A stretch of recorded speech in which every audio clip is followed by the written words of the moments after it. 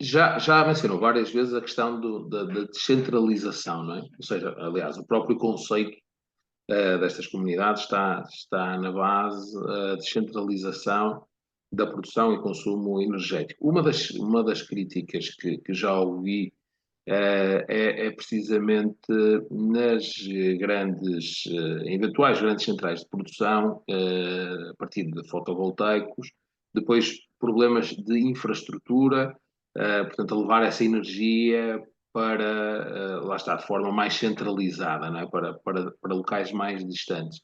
Ou seja, que no fundo, essa condução, portanto, essa infraestrutura está ao abrigo de uma só empresa, não é? No caso de Portugal. Ou seja, esta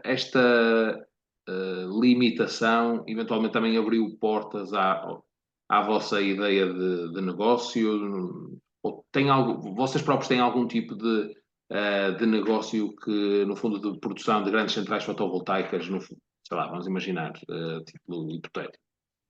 Temos espaços como o Alentejo, por exemplo, com provavelmente exposição solar muito boa para esta exposição, o número de horas solares muito boa para estes efeitos, mas com poucas pessoas para o consumir, não é?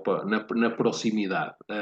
O levar, o fazer grandes projetos de investimentos em alguns destes locais e depois levar a energia para os grandes centros urbanos, aparentemente é um problema, e corrija-me se estiver enganado, já li, já me falaram sobre este tema, pessoas até associadas a este tipo portanto, de projetos. Existe um problema de infraestrutura para levar para pôr um plano destes em prática. Eu não sei, por um lado, se vocês têm algum tipo de negócio nessa área, ou se por outro lado, no fundo, isso também foi disputou o facto de, ok, uma vez que poderia ou iria necessitar de um grande investimento de infraestruturas e que no limite não dependeria de uma entidade como a vossa, não é? Ou outros players que sejam vossos concorrentes, mas sim de uma empresa de infraestruturas, que em Portugal, no caso é a REN, não é? Ok, então se calhar a oportunidade está nas pequenas comunidades, uma vez que a infraestrutura já existe, no fundo é só criar, bem, é só, possivelmente a ser demasiado simplista, mas é ter uma boa plataforma, como mencionava há pouco, que faça esta gestão. Isto foi uma oportunidade, as coisas estão de alguma forma correlacionadas, a própria ocupação do solo. Faz mais sentido ocuparmos os telhados do que ocuparmos solo que pode servir para outras coisas, para, sei lá, para construção, para agricultura, não sei. Este tipo e estou aqui a lançar diferentes temas para perceber se eles têm algum impacto, no fundo, neste modelo que vocês utilizam. Muito bem. Claro, João, e é uma excelente observação, porque, deixe-me dizer, neste desafio, como noutros, mas neste desafio da transição energética, não existe uma bala mágica ou uma solução mágica que vai resolver o problema da transição energética. São várias coisas, vários players, que têm que estar coordenados e todos eles a contribuir. Portanto, acho que torna-se cada vez mais claro que precisamos as peças têm que encaixar e que tem que ter um alinhamento de benefícios para todos. Por isso, quando se fala no centralizado versus descentralizado, são compatíveis, na verdade, não é? E se calhar devemos encontrar o modelo ótimo entre as duas coisas e, portanto, encontrar soluções. O descentralizado, de facto, sobretudo o solar, penso ter explicado, é uma excelente oportunidade e tem muito potencial, mas não é suficiente, não é? Portanto, desde logo porque a energia solar, temos o problema dos consumos noturnos, não é? Portanto, portanto, temos que encontrar outras soluções, mesmo nos grandes projetos, eles também são importantes, porque obviamente os grandes projetos têm um grande benefício, que é o fator escala, não é? O custo unitário de produzir energia é ainda assim diferente, como eu referi. Obviamente, e como o João também referiu, o centralizado tem outros desafios e que nos deve levar a encontrar sinergias e a ponderações caso a caso. O João falou muito bem, o tema da infraestrutura. Em Portugal é sabido que os projetos centralizados estão limitados pelo tema de acesso à rede, não é? Portanto, os pontos de acesso, os títulos de reserva de capacidade, que neste momento, lá está, exigem que se faça, provavelmente, alguns investimentos muito significativos na rede para permitir que esses projetos e explorar o potencial. Mas, se calhar, e essa é aqui a mensagem que eu queria reforçar, as coisas podem correr em paralelo, não é? Portanto, encontrarmos aqui soluções ótimas, mas apostarmos no curto prazo numa coisa que existe. Às vezes, para problemas difíceis, nós não temos soluções. E aqui temos uma solução que não existe subsídios, não exigem investimentos não produtivos. Não, estamos a falar de utilizar tecnologias maduras, painéis solares, inversores, coisas que existem, que são muito competitivas, que implicam um impacto, como disse, no ambiente e mesmo social muito reduzido, e que, portanto, permite provavelmente não resolver o problema, mas mitigar muito o problema e depois pensar, se calhar, o centralizado de outra forma. Portanto, os trade-offs, se calhar, devíamos inverter um bocadinho a lógica de ver localmente o que é que podemos fazer, que se calhar depois dá uma visão melhor do que é que nós vamos precisar a nível centralizado. E depois não esquecer que estamos a falar de tecnologia que, obviamente, uma coisa que se fala há muito tempo e que eu acredito que vai surgir, que vai fazer um percurso idêntico ao solar, é as baterias, é o storage, não é? Portanto, neste momento, de facto, o storage ainda coloca alguns desafios, sobretudo do ponto de vista financeiro, para estar on the money, para ser competitivo, mas eu acredito, sinceramente, que vai ser uma peça fundamental desta operação.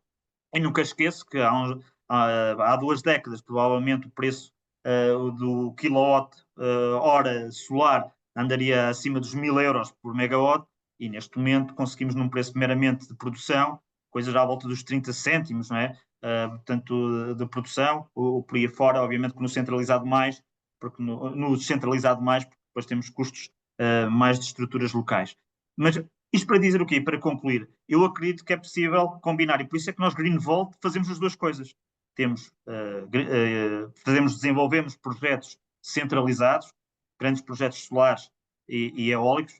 A verdade que seja dita, é muito mais fora de Portugal que em Portugal, porque em Portugal, como o João descreveu, estamos um bocadinho bloqueados em termos de capacidade de injeção na rede, e depois temos o descentralizado, que acreditamos imenso, e que existe um enorme potencial em Portugal, mas no mundo inteiro, para desenvolver pelos benefícios que eu disse, o benefício económico, ambiental e social. Ok. Isto na lógica de um potencial utilizador, como é que funciona na prática? Ou seja, vamos imaginar, um dos casos que é público, e que foi anunciado recentemente foi o vosso acordo com, neste caso, com o Futebol Clube do Porto, que colocou, creio que criou 2 comunidades energéticas, portanto, uma, creio que no estádio e uma outra, imagino que seja no centro de treinos. Ou seja, quem irá beneficiar essa comunidade será composta, no fundo, quem irá produzir energia será a infraestrutura ou os telhados do estádio, por exemplo, e depois quem vive ali à volta, ali próximo, não está no tal raio de 2, 3 quilómetros, poderá aceder a preços mais competitivos. 2 questões. Uma, estas pessoas, por exemplo, uma família, precisa de fazer alguma coisa para ter acesso a esta energia mais barata, e a segunda questão é quão mais barata poderá ser esta energia, em valores relativos, não é? Claro, claro, Para uma claro. família. É exatamente os benefícios, e o João também se sintetizou, dando o exemplo, por exemplo, do Porto, há aqui lá está, um triplo benefício, se quisermos. Há o benefício direto do Porto enquanto produtor, não é? Ele vai ser o primeiro consumidor. Aliás, só há a partilha de energia daquilo que não se consome, portanto, no Certo. nosso modelo, portanto, é o principal beneficiário. O segundo beneficiário é a comunidade, dentro daquela regra legal, no caso do Porto, estamos a falar de média tensão, são 4 quilómetros, onde pode ser partilhada a energia. E depois, como disse, socialmente, um efeito difuso, mas muito relevante, que é a sociedade como um todo. Estamos a substituir a energia da rede com as suas emissões por energia limpa e com impacto local, não é? Como eu disse, e até ao nível da própria gestão da infraestrutura elétrica, com vantagens na optimização da utilização da rede de distribuição e da diminuição de perdas de energia. Depois, o tema dos benefícios. Vão ser muito caso a caso. Não estou a fugir à questão, mas vão ser muito caso a caso, sendo certo que sinto-me confortável para dizer que tipicamente os produtores, os mesmos chamados mesmos produtores, podem estar a ter poupanças muito significativas, dependendo se são eles a investir ou se é um modelo em que um terceiro investe, como é o nosso caso. Nós temos os dois modelos. Portanto, obviamente, no modelo que seja o próprio produtor a investir, estamos a falar num modelo de retorno, pode ter um payback muito fácil, à volta de 4 anos, diria. Não é relativamente fácil. Num ativo tem 25, portanto, um fantástico investimento. Mas há um modelo em que nós investimos e transformamos isto num preço de energia consumida, em que o cliente, comparando essa tarifa, vamos dizer, essa tarifa com a tarifa do comercializador, pode facilmente ter poupanças acima de 50%. Portanto, e aqui sem investir. Pronto, isto é no caso do mesmo produtor. No caso dos mesmos consumidores que vão receber o excedente, não é? Estamos a falar de famílias, empresas que vão só receber, essas famílias facilmente, e nós dizemos isso, nunca poupam menos de 20%. Então, pode chegar a casos de 30%, ou em casos, como é o caso social que nós anunciamos esta semana, não é, na creche de Bicesse, em que a energia praticamente é oferecida. Portanto, é possível depois decidir no nosso modelo o que é que acontece à energia. Obviamente que tipicamente os mesmos produtores querem maximizar o seu benefício, portanto, tentam também ajustar isso aos clientes, mas às vezes entidades têm interesses sociais e que não necessitam ser só instituições sociais. Neste caso, a Santa Casa Misericórdia de Cascais é um caso deles, mas nós tivemos outro caso que inauguramos, foi com a AstraZeneca, que é uma multinacional farmacêutica, em que decidiu oferecer os seus assistentes ao Hospital Amadora Sintra. Portanto, estamos a falar lá está num contexto completamente privado, mas, obviamente, a responsabilidade social das empresas pode aqui também se traduzir em partilhar esses benefícios do seu excedente com, neste caso, um hospital, mas também podem ser, como já aconteceu, com os trabalhadores que vivem perto das instalações, com famílias em pobreza energética. Portanto, este também, quando eu falei daquela tríade de benefícios da sustentabilidade económica, ambiental e social, eu relevei o social, porque de facto o nosso modelo tem aqui N possibilidades, é um modelo maleável, ajustável, caso a caso, e portanto é difícil responder à sua pergunta quantificar. Agora temos um modelo que nos permite adaptar, desde se queremos maximizar o efeito económico do produtor ou se queremos maximizar o efeito social da comunidade. Portanto, entre estes dois polos podemos criar aqui várias combinações. Só uma questão que acabei por não entender, que é: o utilizador família necessita de aderir formalmente a fazer alguma coisa para aderir à comunidade ou não? Ou é algo que é feito de forma automatizada? Não sei. Como é que funciona? Imaginando que eu próprio, portanto, instalo uma comunidade energética próxima da minha casa, eu necessito aderir à mesma comunidade ou não? Enquanto utilizador residencial, não é? É muito simples. É um processo de adesão, mas é um processo de adesão, quase diria experiência Netflix, de aderir digitalmente e pagar só o que consome. Portanto, o que acontece na prática, a pessoa adere através da nossa plataforma e mensalmente passará a receber 2 faturas, se quisermos, para simplificar em termos práticos. Recebe a nossa e recebe a do seu comercializador. Só aqui para dizer, o nosso modelo também tem esta vantagem, é que nós não somos comercializadores e deixamos à liberdade das famílias, de quem for, ou dos consumidores em geral, de poderem ter o seu comercializador, escolherem quem é o seu comercializador, mudarem de comercializador na parte da rede. Portanto, isso é uma parte à parte. Na parte da comunidade, temos as condições que combinamos cliente a cliente e, como disse, no caso dos consumidores, tipicamente o desconto nunca é inferior a 20%. Então vocês têm aqui um esforço grande na comunicação, no fundo, sempre que implementam uma comunidade, é isso?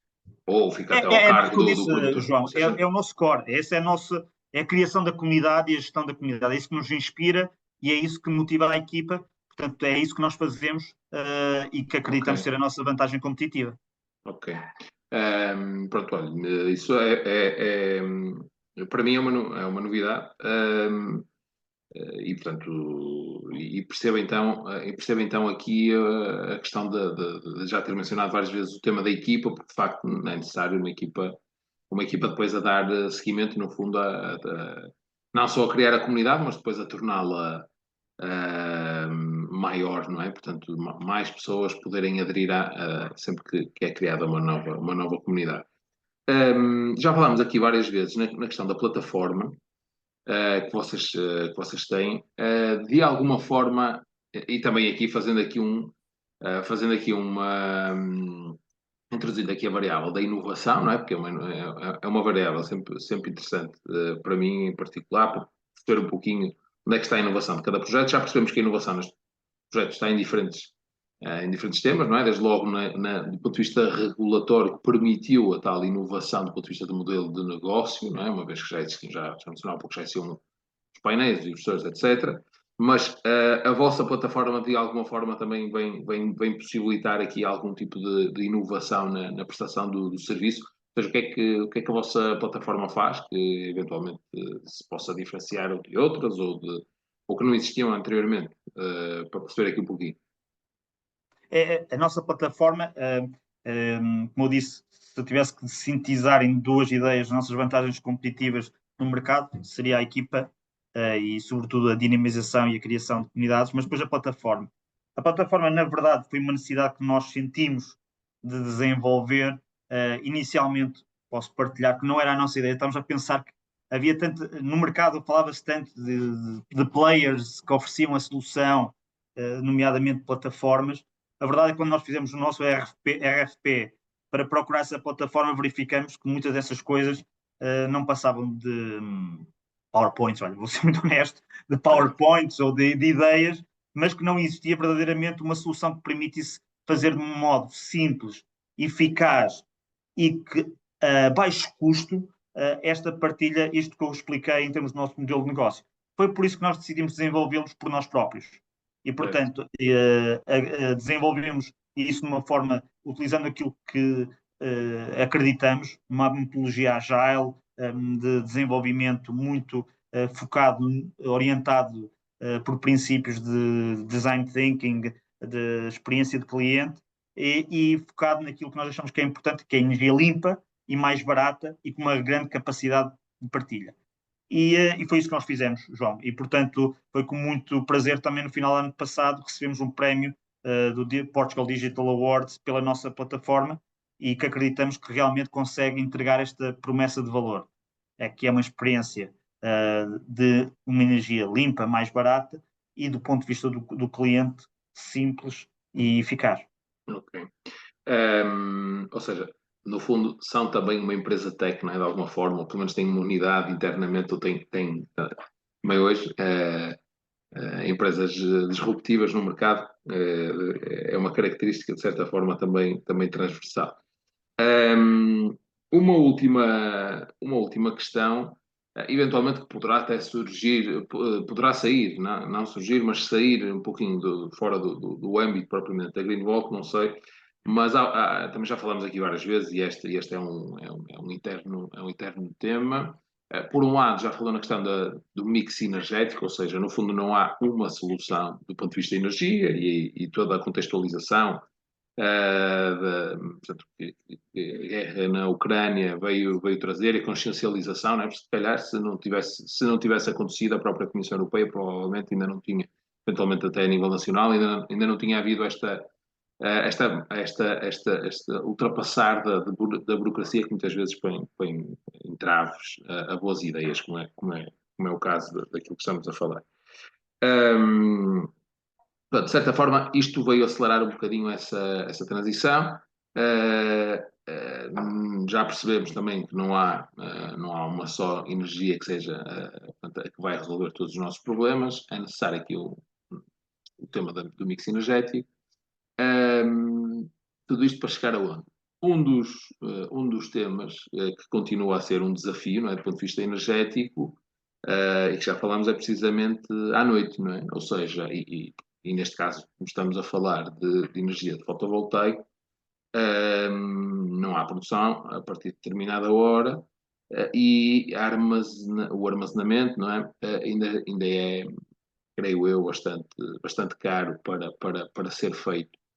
Que tipo de soluções é que parece, seja no contexto agrícola ou não, que podem resolver até porque uma boa parte do consumo, no caso das famílias, não é? No caso das famílias, boa parte do consumo é à noite, não é? Eventualmente, no caso da indústria, já não é? Se for só de um turno, por exemplo. Ou seja, mas quais são eventuais soluções para que possam surgir para este tema, ou que já possam existir, ou qual é o caminho aqui? É tornar, no fundo, aprimorar a tecnologia das baterias e torná-las acessíveis, ou existem outras que possam ajudar, no fundo, na resolução deste problema? João, é um misto, eu diria que é para, não parecendo fugir à pergunta, mas é de facto um bocadinho. Um, Nós acreditamos que, como disse anteriormente, as baterias vão fazer parte das comunidades de energia e vão ter um papel ativo, juntamente com outras soluções. Um, Neste momento, de facto, os números não saem, usando assim uma expressão do meio, não é? Os números não saem devido ao custo de investimento e também ao facto de ser uma tecnologia que ainda não está tão madura como os painéis solares, não é? Portanto, mesmo em termos de vida útil, eu referi há pouco, nós na indústria assumimos como regra os 25, mas há quem já fala em 30 anos para os painéis solares, mas nas baterias, tipicamente ninguém dá mais de 10 anos de garantia relativamente aos equipamentos. Portanto, isto também dá um bocadinho de dificuldades técnicas de colocar e também de comparar as coisas. Agora, nós sabemos que a curva de desenvolvimento e até pela procura das baterias e das soluções, eu acredito que no espaço de 2 anos teremos a falar de coisas muito diferentes. E sim, podermos cada vez optimizar mais a produção local de energia com storage e a partilha de energia.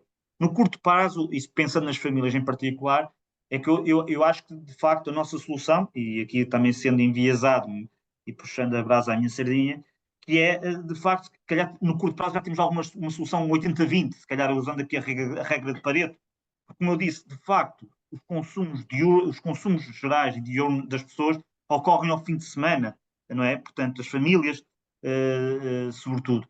E, portanto, sendo que não podemos resolver os consumos noturnos também são muito significativos, obviamente, mas, de facto, já conseguimos fazer alguma coisa. Conseguimos fazer até mais do que aquilo que as pessoas já têm neste momento, se puderem, face à alternativa deles porem painéis solares. Nós sabemos que é um pain point atualmente nas famílias, muitas que investiram, e depois ficam um pouco desiludidas, colocam os painéis na sua moradia e depois veem que a fatura não reflete uma grande redução. Porquê? Porque elas não estão em casa durante o dia, não é? Portanto, a nossa solução até dispensa que as pessoas investam em solar, bastamente aderirem a uma comunidade e beneficiarem de energia mais barata, que é produzida por outros, que provavelmente durante o fim de semana não têm necessidade dessa energia, não é? Por isso eu acho que, para concluir, no curto prazo, acredito verdadeiramente no poder da partilha de energia como uma solução de curto prazo, mas efetiva para as famílias. No médio prazo, conseguimos avançar com baterias e com outras soluções. Certo, muito bem. Bem, José, agradeço a participação, a sua disponibilidade. Acredito que todos nós vamos ficar mais conhecedores deste tema, que é um tema premente, não é? Um tema relativamente novo. E, portanto, até imagino que a maior parte das famílias ainda não lhes tenha chegado soluções destas em concreto e, portanto, espero que também possamos contribuir, ou esta conversa, no fundo, possa contribuir para o efeito e, portanto, uma vez mais agradeço a sua disponibilidade Eu é que agradeço, João. em ter estado presente. Um Muito abraço. obrigado, João. Vá, votos de sucesso.